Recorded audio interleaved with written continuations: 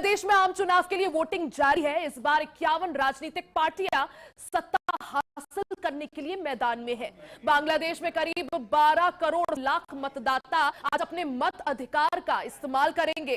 इस चुनाव में युवा भूमिका बेहद अहम मानी जा रही है, क्योंकि लगभग आधे मतदाता 18 से 37 साल के हैं। इनमें करीब 45 लाख मतदाता पहली बार वोट डालेंगे। पूर्व प्रधानमंत्री खालिदा जिया की पार्टी बीएनपी सत्ता की सबसे बड़ी दावेदार है।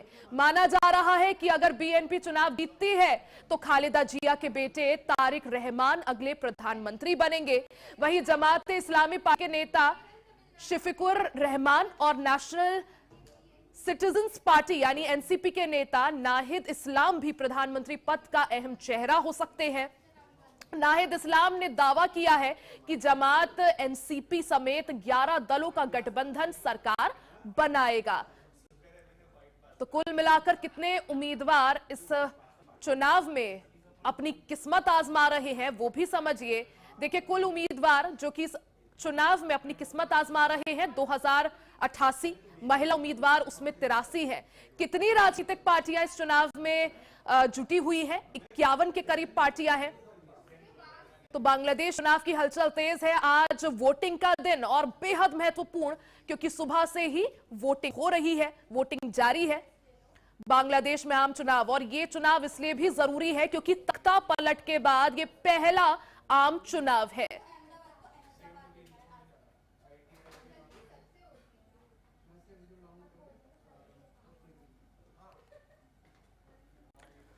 तो वोटिंग को लेकर सुरक्षा के कड़े इंतजाम किए गए हैं। कुल मिलाकर 51 राजनीतिक दल अपनी किस्मत आजमा रहे हैं।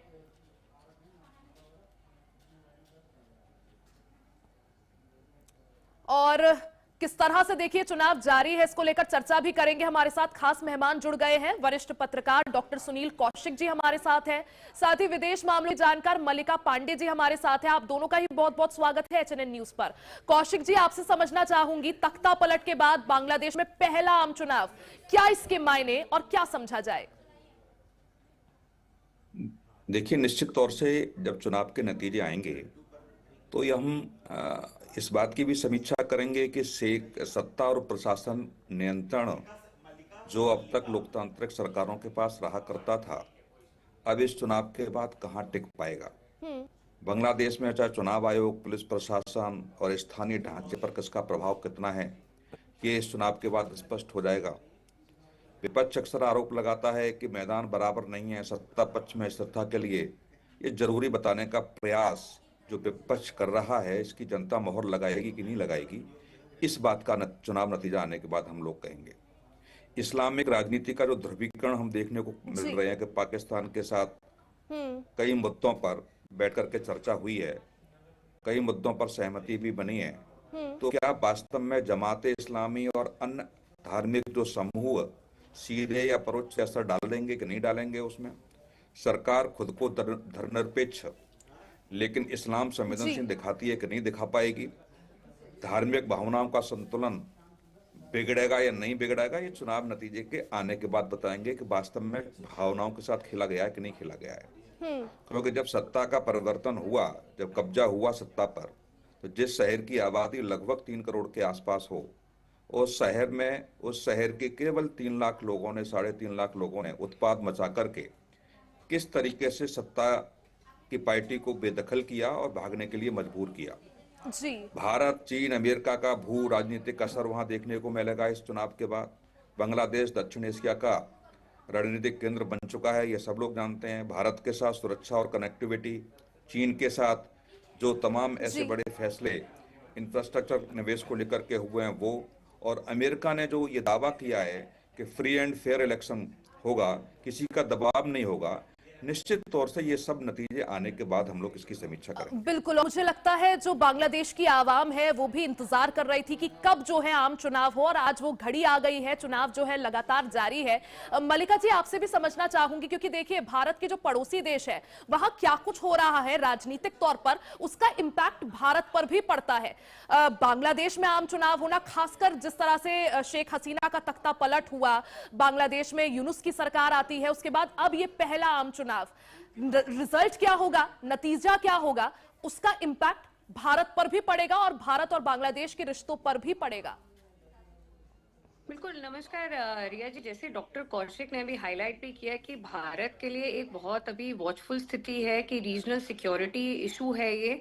और अगर हम देखें तो दोनों ही बीएनपी और जमाते इस्लाम जो है, दोनों ही भारत के लिए बहुत ज्यादा प्रो नहीं रहे हैं। जैसे अवामी लीग जो शेख हसीना की पार्टी थी वो काफी प्रो इंडिया रही है, बट जमाते इस्लाम तो वो पार्टी है, अगर उसका हिस्टोरिकल हम जाने तो जी। जमाते इस्लाम तो चाहती ही नहीं थी कभी बांग्लादेश आजाद हो। वो हमेशा से ही चाहते थे कि पाकिस्तान के साथ रहें, और इनफैक्ट उन्होंने डेथ स्क्वाड्स भी बनाए थे जिसमें उन्होंने काफी लोगों की हत्याएं की जो आजादी चाहते थे, बांग्लादेश को आजाद एक कंट्री मानना चाहते थे। उसी के साथ अगर हम देखें तो इस बार 3% जो वोटर्स हैं 12 करोड़ की आबादी में से, जो 12 करोड़ के वोटर्स हैं उसमें से जो 3% हैं वो फर्स्ट टाइम वोटर्स रहेंगे। और एनसीपी जिसने पिछले साल जेनजी का जो प्रोटेस्ट हुआ था वो एक जमाते इस्लाम के साथ अभी लड़ रहे हैं। तो ये एक काफी वॉचफुल स्थिति है रिया जी। अगर हम देखें तो ये दोनों पार्टीज, एक 80 साल पुरानी और एक जो एनसीपी जिससे यंग लोगों को उम्मीद थी, वो दोनों साथ कंटेस्ट कर रहे हैं।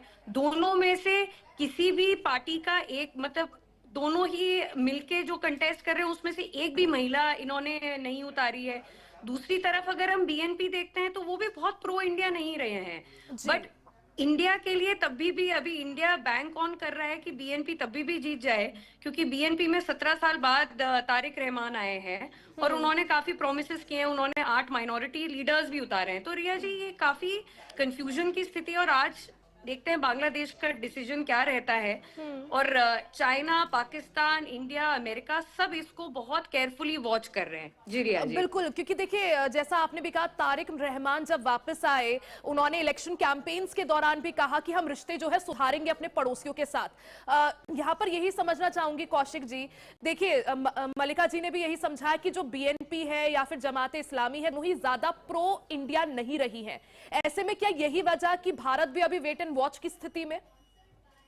देखो, मुझे 2001 और 6 के बीच में जब बीएनपी की सरकार रही तब कई मुद्दों पे आपने अंतर्राष्ट्रीय स्तर पे भी देखा और 1-to-1 मीटिंग में भी देखा कि बांग्लादेश किसके हाथों खिल रहा था।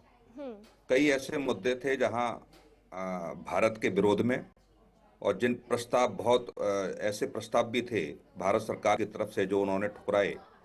लेकिन जैसे ही शेख हसीना साहब की सरकार आई, निश्चित तौर से कई मुद्दों पर समझौते भी हुए, क्षेत्र का भूभाग भी बदला, कई क्षेत्र हमने उनको दिए, कई क्षेत्र उनसे हमने लिए। बॉर्डर पर आप देखेंगे कि निश्चित तौर से बंटवारा टाइप का हुआ जो दोनों सरकारों ने बड़ा ईमानदारी से माना भी, और हमारे देश में भी देखो उसका विरोध नहीं हुआ और बांग्लादेश में भी उसका विरोध नहीं हुआ। बीएनपी का एक ऐसा नेता नेतृत्व कर रहा है जो भगोड़ा हो, जो 17 साल पहले बांग्लादेश से भाग के गया हो, जिसके खिलाफ लगभग 70 से ज्यादा मुकदमे भ्रष्टाचार के हों, जो केवल जेल न जाने की वजह से पुलिस अरेस्ट न करे उस वजह से उसने देश छोड़ा हो, वो व्यक्ति आज बीएनपी का नेतृत्व कर रहा है।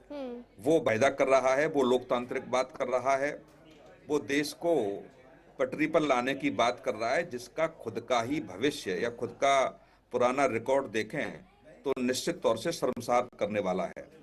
तो ये जरूर है कि अब किसकी सरकार बनी ये समय बताएगा, लेकिन ये जरूर हम कह सकते हैं कि इस चुनाव में भारत सरकार की बड़ी पैनी नजरें हैं, और ये चुनाव के नतीजे भारत और बांग्लादेश के रिश्ते की नींव को आगे कहां तक ले जाएंगे ये तय भी करेंगे। बिल्कुल, यानी भारत और बांग्लादेश के जो रिश्ते हैं उनका फ्यूचर क्या होगा वो काफी हद तक अब डिपेंड करता है कि बांग्लादेश में जो आम चुनाव चल रहे हैं इसके बाद वहां की जनता जो है किसको अपना प्रतिनिधि चुनती है। मलिका जी, जिस तरह से बांग्लादेश में जो अल्पसंख्यकों की स्थिति है, खासकर हिंदुओं की जिस तरह से टारगेट किया गया, कई बार लिंचिंग उनकी हुई, इसकी वजह से भारत और बांग्लादेश के जो रिश्ते हैं वो काफी ज्यादा जो है खराब भी बीते दिनों हमने देखा हुए। उसका इंपैक्ट जो है वैश्विक मंच पर भी कई जगहों पर भारत और बांग्लादेश के बीच देखने को मिला। क्या माना जाए, जिस तरह से अब चुनाव हो रहे हैं, जो भी सरकार चुनकर आती है, बांग्लादेश की आवाम जिस भी सरकार को चुनेगी, क्या इसके बाद ये जो रिश्ते जो थोड़ा जो दूरियां आई हैं ये कम होंगी, माना ये जाए? देखिए रिया जी, अगर हम 2024 से तो कांस्टेंट अटैक ऑन माइनॉरिटीज हुए हैं। इवन दो आप पिछले बीते दिनों में, जब मैं जमाते इस्लाम के हेड के जो पीएम की रेस में चल रहे हैं उनका इंटरव्यू देख रही थी, तो उनसे जब पूछा गया कि आपके उसमें इंडिया का सबसे बड़ा कंसर्न है कि हिंदूज का क्या होगा, तो उन्होंने साफ साफ, जबकि वो एक रेडिकल इस्लामिक ग्रुप है, उनकी पार्टी जमाते इस्लाम रेडिकल एक ग्रुप है, उन्होंने ये बोला कि नहीं, हमारे यहाँ हिंदूज भी इक्वल हैं। देखिए, चुनाव के टाइम पे तो सब इक्वालिटी की बात करते हैं, बट चुनाव से पहले और चुनाव के बाद अगर उनका रिएक्शन देखा जाए तो रिया जी वो एकदम बदल जाता है। अगर हम आंकड़ों के हिसाब से देखा जाए तो जमाते इस्लाम और एनसीपी दोनों ने मिक्स में एक ही माइनॉरिटी के आदमी को उतारा है, जबकि 8% माइनॉरिटी है बांग्लादेश एज अ कंट्री की। उसके बाद अगर हम देखें ये तारिक की पार्टी बीएनपी को देखें, तो उसमें से भी काफी कम लोगों को हम माइनॉरिटीज में लीडर बन के उतारा है उन्होंने भी। तो माइनॉरिटी के लिए तो ये लोग बहुत अच्छे हैं नहीं, बट हाँ, अगर कंपैरिजन देखा जाए, टू चूज ऐसे डेविल वाला देखा जाए, तो बीएनपी ने तब भी जमाते इस्लाम से ज्यादा माइनॉरिटी के लीडर्स उतारे हैं। और चुनाव के बाद तो रिया जी ये आप भी जानते हैं, और डॉक्टर कौशिक ने भी जैसे हाईलाइट किया है अभी, कि वॉचफुल स्थिति ही रहेगी, क्योंकि बहुत अच्छी हालत तो है नहीं वहां की। तो रिया जी थोड़ा सा अलग रहेगा इसमें सिचुएशन जो है जी। बिल्कुल। और मुझे लग रहा है सिर्फ भारत ही नहीं बल्कि जो और पड़ोसी है, चाहे पाकिस्तान हो चाहे चीन हो, हर कोई इस वक्त जो है वेट एंड वॉच की स्थिति में, और यही बाकी बांग्लादेश चुनाव पर सभी की निगाहें हैं। कौशिक जी, देखिए युवाओं की क्या भूमिका है, जो जेनजी की हम बात करते हैं, वो हमने नेपाल में भी देखा युवाओं की ताकत, हमने बांग्लादेश में भी देखा। इस चुनाव में भी कई युवा फर्स्ट टाइम वोटर्स भी होंगे, और इस चुनाव में उन युवाओं की भूमिका किस तरह से महत्वपूर्ण? देखो, निश्चित तौर से हर चुनाव की दिशा हर देश में युवा तो तय करते ही हैं, क्योंकि लगभग 50% से कम सीटें ऐसी होती हैं जहां बहुत ज्यादा हार जीत नहीं होती। 5,000 से कम वोटर से हार जीत होती है, तो ये हम युवाओं को दरकिनार नहीं कर सकते। लेकिन बांग्लादेश की आबादी में युवाओं की हिस्सेदारी थोड़ी बड़ी है। रोजगार हो, डिजिटल फ्रीडम हो, अभिव्यक्ति की, ये मुद्दे नई पीढ़ी के लिए निर्णायक हैं। सोशल मीडिया का नैरेटिव जो बांग्लादेश में जी। देखने को मिला, वो तेजी से मूड बदलने वाला था। अब क्या युवा, चाहे हम नेपाल की बात करें और चाहे बांग्लादेश की बात करें, युवाओं को, महिलाओं को आगे करके कुछ ऐसे लोग जो राजनीतिक प्रपंच रचने का काम करते हैं, क्योंकि नेपाल के बाद, बांग्लादेश के बाद तमाम ऐसे युवाओं से हम लोगों की बात हुई, उन्हें पता ही नहीं था क्यों इकट्ठा किया गया, जी। उन्हें पता ही नहीं था क्यों वहां लाया गया, उन्हें पता ही नहीं था कि कौन से मुद्दे पर यहाँ रैली होनी है। तो ऐसे में जो डिजिटल फ्रीडम है, और कहें कि जो सोशल मीडिया का नैरेटिव गढ़ने वाला जो बहुत सारी एजेंसियां हैं, या बहुत सारे कह सकते हैं कि पीछे के पर्दे से स्लीपर सेल के रूप में काम करते हैं, वो बदलने का काम करते हैं। तो निश्चित तौर से बांग्लादेश में भी वही हुआ। मैंने बताया कि जहां 3 करोड़ के आसपास जो शहर की आबादी हो, वहां 3-3.5 लाख लोग उत्पात मचा जाएं, और लगभग सारे लोग घरों से बैठे देखते रहें क्या हो रहा है, और पुलिस भी कुछ न करे, आर्मी भी कुछ न करे। मुझे लगता है कि 3 लाख लोगों की संख्या बहुत ज्यादा नहीं होती है 3 करोड़ के सामने। जी। या 10 लाख लोग भी या 2 लाख लोग भी विरोध करते तो हो सकता है कि परिस्थितियां वहां बदल बिल्कुल, सकती यानी थी। युवा कितने जागरूक हैं देश के, वो किस दिशा में अपना देश आगे बढ़ाना चाहते हैं, वो भी काफी ज्यादा जरूरी होगा, और उसका मुझे लग रहा है लिटमस टेस्ट आज हमारे सामने भी होगा। मलिका जी, नई सरकार से बांग्लादेश की आवाम, बांग्लादेश की जनता क्या उम्मीदें रखे, और अगर मैं कहूं बतौर बांग्लादेश के पड़ोसी भारत क्या उम्मीदें रख सकता है? देखिए रिया जी, थोड़ा सा मैं, जो सर का आपका क्वेश्चन था वो बड़ा इंटरेस्टिंग था, क्योंकि जेनजी का प्रोटेस्ट, जैसे मैं थोड़ा सा वो कंप्लीट एक उसमें जी। पॉइंट ऐड करना चाहूंगी। जो जेनजी है अभी, उसका अपराइजिंग हम देखते तो हमने पिछली बार देखा भी, एनसीपी ने वो पूरा लीड भी किया, बट अभी वो जो जेनजी का प्रोटेस्ट था, जिनसे बांग्लादेश के युवाओं को उम्मीदें थी, और हम काफी एनालिसिस भी देख रहे हैं, काफी वीडियोस भी देख रहे हैं, जो वहाँ के जेंजी गर्ल्स हैं, वहाँ के पूरे आदमी हैं जो उस प्रोटेस्ट में भी मौजूद थे, तो बहुत डिसअपॉइंटेड हैं कि एनसीपी ने लास्ट में डिसाइड किया कि वो जमाते इस्लाम के साथ आ रहे हैं, जो एक भी विमेन को कैंडिडेट को फील नहीं कर रहे हैं। और अगर आप दोनों पार्टी से देखिए तो ये जेंजी प्रोटेस्ट जरूर हुआ, बट इसमें से कोई भी कैंडिडेट जेंजी नहीं है। इनफैक्ट अंडर 35 भी आप बहुत कम कैंडिडेट्स फील्डिंग में देखेंगे। तो रिया जी, ये एक कॉन्ट्राडिक्टरी रहा है कि पूरी जो जेंजी ने प्रोटेस्ट किया उसकी वजह से पूरी अवामी लीग हटी, अब बैन भी हो गई, बट उनका कहीं भी नामो निशान नहीं है पूरे इलेक्शंस में।